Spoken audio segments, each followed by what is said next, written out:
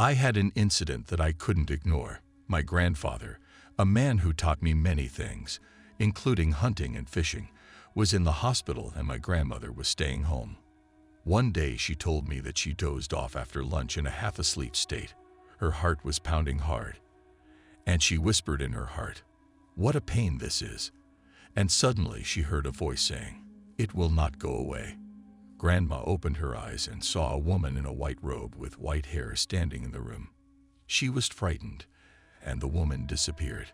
I didn't pay much attention to this story. I thought it was just a dream. But 3 days later, my grandfather died, and when my mother and I were at home preparing for the funeral, she told me that she had a dream that someone knocked on the door in the middle of the night. She opened the door and saw a woman in a white cloak with white hair standing on the landing. Mother woke up. I got goosebumps when I remembered my grandmother's story. And here's another strange thing. On the day of the funeral, when we were standing in front of my grandfather's coffin, a neighbor from the stairwell told me, "We live more than 30 years in the same entrance, the door opposite the door," that she had a dream, as if someone rang her doorbell at night.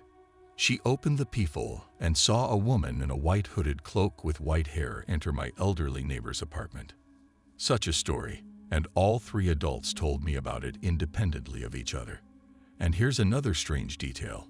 On the day of the funeral, when we were standing in front of my grandfather's coffin, a neighbor from the stairwell told me she and I lived for over 30 years in the same entryway, door opposite the door, that she had a dream that someone rang her doorbell at night. She opened the peephole and saw a woman in a white hooded cloak with white hair enter my elderly neighbor's apartment. Such a story, and all 3 adults told me about it independently of each other. This series of events couldn't help but make me wonder. To see the same woman in white in my dream, outside the door, and then to see that my grandfather had passed away, it was too strange to just write it off as a coincidence. We discussed it with my mother and a neighbor, and we all felt a strange atmosphere, as if something unknowable was happening around us. Each of us interpreted the experience differently. Some believed in premonitions, others thought it was just a coincidence. But that day, when we saw our grandfather off, we all had something mysterious on our hearts. We could not explain these strange dreams and sensations, but they stayed with us, leaving us with a certain trace of mystery and mystery. So this is the second story. It happened about 2 months ago. I visited a chapel, which is located in a cemetery.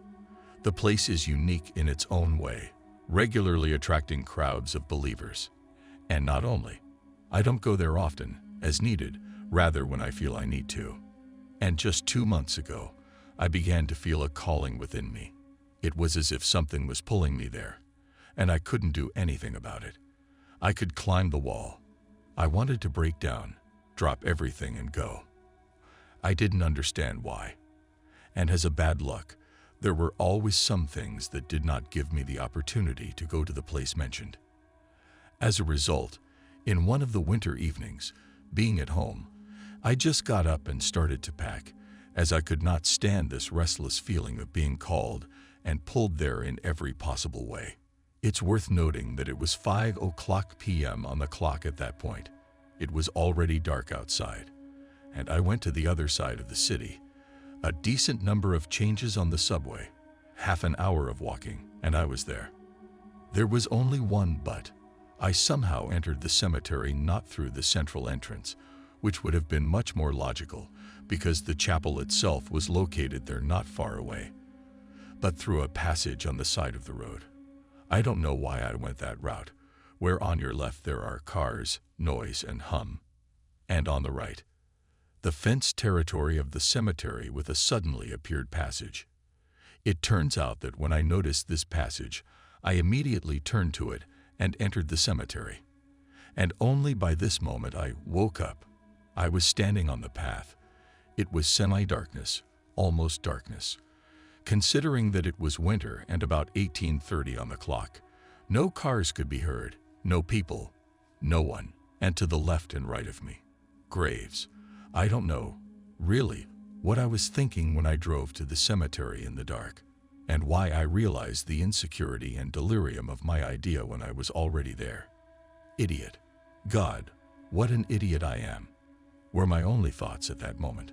I was breaking out in a cold sweat from such an atmosphere, but I clearly realized that it would be stupid to turn around and go back. I decided to walk along the path and just stare ahead, not looking left or right at the graves, so as not to get myself worked up. Besides, through the branches of numerous trees far ahead of the path, I could see the outline of the chapel, though not quite close, but still the chapel was visible. It somehow inspired hope. With a quick step, in complete silence, as if it were evil, indeed, not a single sound could be heard, I moved forward and looked at the outline of the chapel, which I was already praying to get to as soon as possible. Only the snow crunched beneath my feet. I'm walking, I'm shaking with fear, to put it mildly.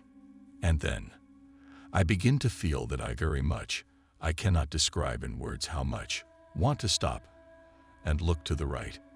Right this very minute, I need to stop and look to the right. I stop and slowly turn my head in that direction, and my gaze falls on the grave of a young woman. The most interesting thing is that the fear is like a hand removed. You know, like it wasn't there at all. I, without any doubts, come to this grave and see a photo.